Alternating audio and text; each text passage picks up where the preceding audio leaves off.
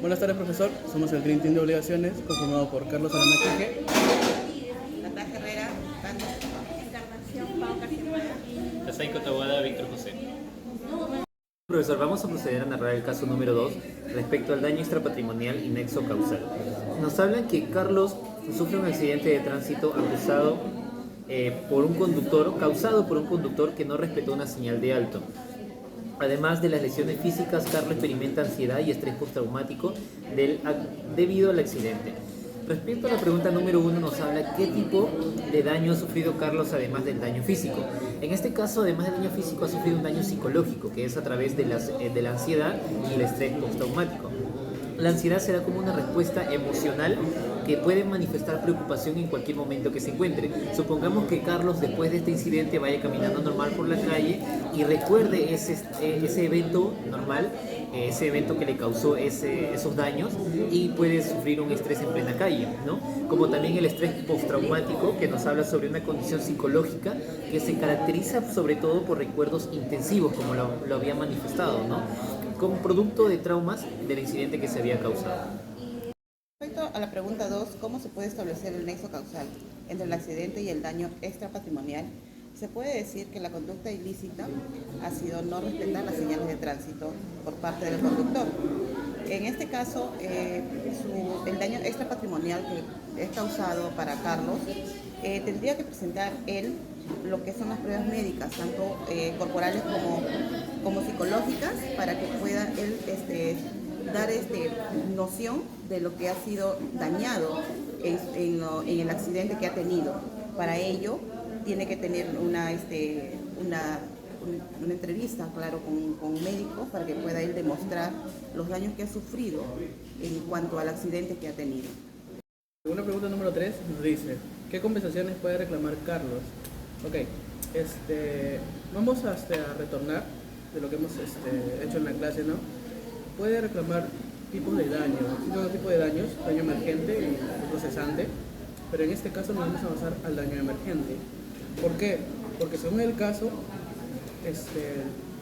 Carlos terminó afectado, dañado, ¿no? Por el daño físico podemos pedir una cantidad de dinero, por el daño patrimonial también por su vehículo podemos pedir una cantidad de dinero, para los gastos médicos de la recuperación podemos pedir una cierta cantidad de dinero también, y por el daño moral, que está justo en el artículo 1984, podemos pedir también una cierta cantidad de dinero. Okay, el artículo 1985 nos habla sobre la indemnización y ya lo he hablado en estos segundos atrás. ¿Qué vas a contar? Mencionando acá por conclusión, ¿no?, del caso, Carlos ha sido víctima de un accidente de tráfico, que no solo es una acción de daño, también físico, sino que también psicológico, físicamente, conociendo lo que es el estrés postraumático. El daño extrapatrimonial no son los que revela como un físico que afectúa directamente a su bienestar y también a lo que es la calidad de vida, que eso afecta a Carlos.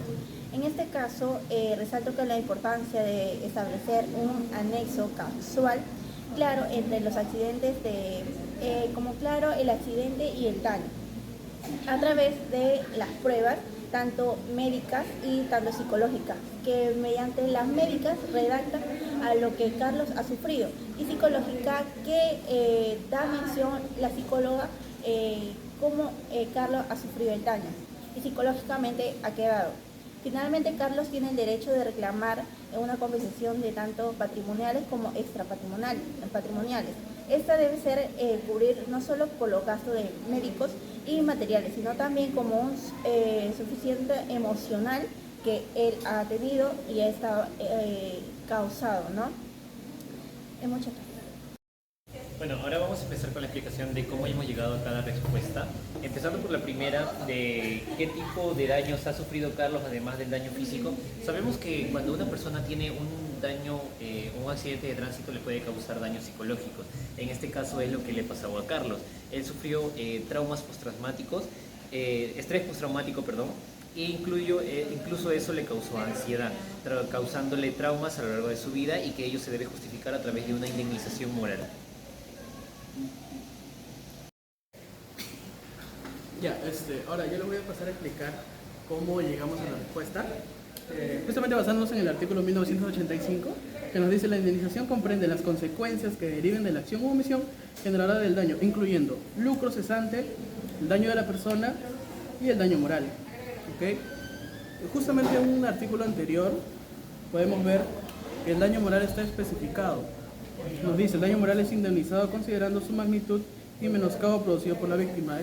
Es decir, la magnitud del daño que se le ha causado en este accidente, no en este caso, en un accidente, el daño moral que tiene, los daños psicológicos que puede llegar a tener durante su vida, ¿no? El estrés postraumático que puede llegar a causar, ¿no? Pero En varias etapas de la vida. El cambio de calidad de vida también podría ser, el cambio de calidad de vida también que pueda, no tener, o que pueda tener Carlos, porque en su vida cotidiana ya no va a ser la misma. Exacto. Y eso es materia de indemnización también. Claro, eso es materia de indemnización porque ya no va a llegar a su propia vida normal. En conclusión, el chofer debería indemnizarle a Carlos por los daños que le causaron.